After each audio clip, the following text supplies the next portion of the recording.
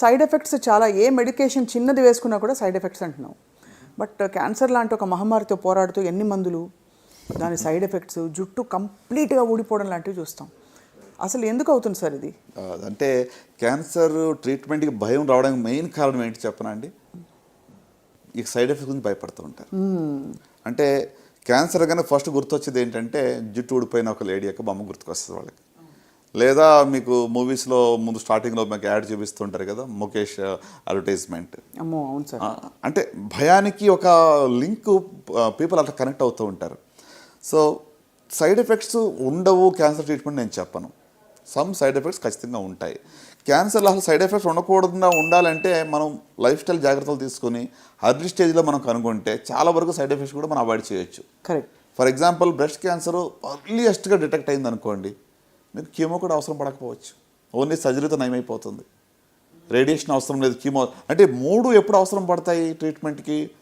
Relatively later స్టేజ్లో ఉన్నప్పుడు. Correct. So కనుక ఎంత అర్లీగా డయాగ్నోజ్ అవుతే అంత 1 లేదా 2తోనే మనం బయటపడిపోవచ్చు. సో సైడ్ ఎఫెక్ట్స్ లేకుండా ఉండే ఆవిష్కారాలు కూడా చాలా వరకు ఉన్నాయి. చాలామందికి ఇప్పుడు కీమో అవసరం లేకుండా ట్రీట్మెంట్ ఇచ్చే రోజుల్లో మనం ఉన్నాం, అర్లీగా డయాగ్నోజ్ అవుతాయి. సో ఇప్పుడు సైడ్ ఎఫెక్ట్స్ ఒకవేళ ట్రీట్మెంట్ ఇస్తే ప్రత్యేకంగా మీకు సర్జరీలో పెద్దగా సైడ్ ఎఫెక్ట్స్ ఉండవు ఆనెస్ట్లీ స్పీకింగ్, అన్లెస్ ఇది సైకలాజికల్ ట్రామా ఉంటుంది. బ్రష్ తీసేసాం అనుకోండి, అవును, దాన్ని మనం I think we already discussed. So అది కాకుండా ట్రీట్మెంట్ సైడ్ ఎఫెక్ట్స్ వరకు వస్తే మెయిన్గా మనం అనుకునేది కీమోథెరపీ వల్ల వస్తుంది. సో మీరు ఆల్రెడీ చెప్పారు జుట్టు ఊడిపోతుందని చెప్పి. సో ఎందుకు వస్తుంది జుట్టు, ఎందుకు ఊడిపోతుంది అసలు కీమోథెరపీ అని మనం ఆలోచిస్తే, క్యాన్సర్ యొక్క కణాలు ర్యాపిడ్గా విభజన చెందుతూ ఉంటాయి, ఫాస్ట్ డివైడింగ్ సెల్స్. సో వీటిని అటాక్ చేయడానికి ఇచ్చే మందులు కూడా ఎక్కడైతే సెల్స్ ఫాస్ట్గా డివైడ్ అయితే వాటన్నిటిని కూడా చంపేస్తాయి. అవును. సో అంటే వీటికి డిస్క్రిప్షన్ ఉండదు, క్యాన్సర్ కణాలు మాత్రమే అటాక్ చేయాలి కూడా ఉండదు.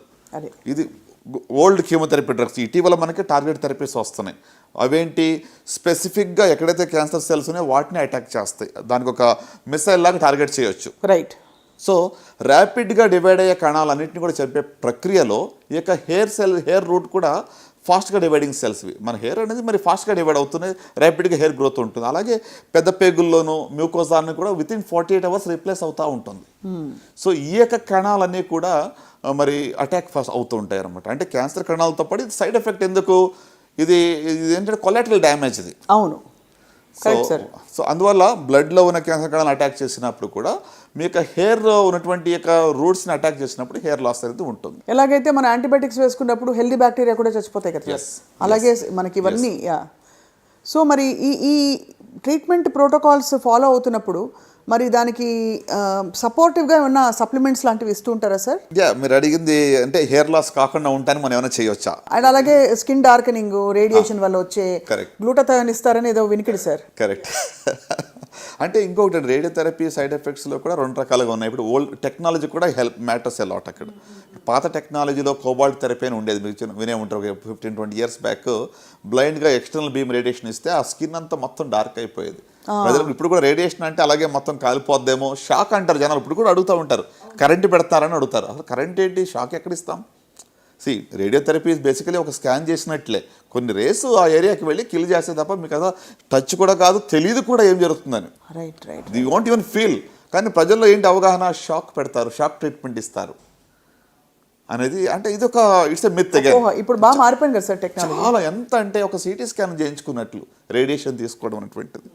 రైట్. సో డోస్ కూడా స్పెషల్గా టార్గెట్ చేసి ఆ ఏరియాకి మాత్రం ఇవ్వడం జరుగుతుంది. ఇప్పుడు మన దగ్గర ఎంఆర్ఐ లినాక్ అని ఉంది. అంటే ప్రతిరోజు కూడా ఎంఆర్ఐ స్కాన్ చేసి ఏ ఏరియాలో ట్యూబర్ ఉందో అక్కడ మాత్రమే రేడియేషన్ ఇస్తారన్నమాట.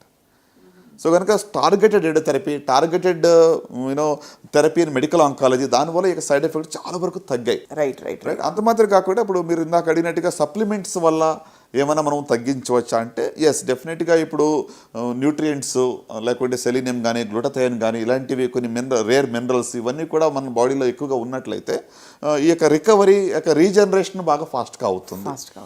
సో కొంతమంది అడుగుతూ ఉంటారు, ఇక హెయిర్ లాస్కి ఎలాగ మనము మరి ట్యాకిల్ చేయాలి అంటే, కొంతమంది జుట్టు మనం గుండు గీయించుకుంటే బెటర్ అంటారా, లేకుంటే ఇప్పుడు కొత్తగా కొంతమంది స్కాల్ప్ కూలింగ్ సిస్టమ్ అని ఒకటి వచ్చింది.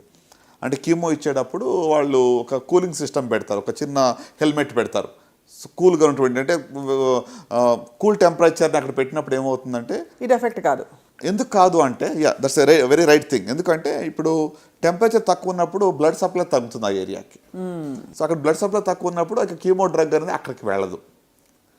సో బట్ ఇది పర్మనెంట్ సొల్యూషన్ అంటే కాదు. కొంతమందిలో కొంతవరకు హెయిర్ లాస్ తగ్గిస్తుంది, కానీ ఇది ఏదో ఒక పెనేషియా హెయిర్ లాస్ రాకుండా ఇక స్కాల్ప్ కూలింగ్ సిస్టమ్ పెట్టేసుకుంటే చాలా బాగుంటుందని మనం ప్రిస్క్రిప్షన్ ఇచ్చేటువంటి లేదు. ఎందుకంటే ఇప్పుడు పెట్టి తీసేసిన తర్వాతనే కూడా బాడీలో కీమోథెరపీ డ్రగ్ ఉంటుంది, తర్వాతనే కూడా సర్క్యులేషన్ వెళ్తుంది కదా. అవునవును. అంటే ఇనిషియల్ మోతాదులో ఏదైతే ఉందో అంత వెంటనే వెళ్ళదు కాబట్టి తగ్గిస్తుంది. కరెక్ట్. అంటే ఇట్ కెనాట్ ప్రివెంట్ టోటలీ.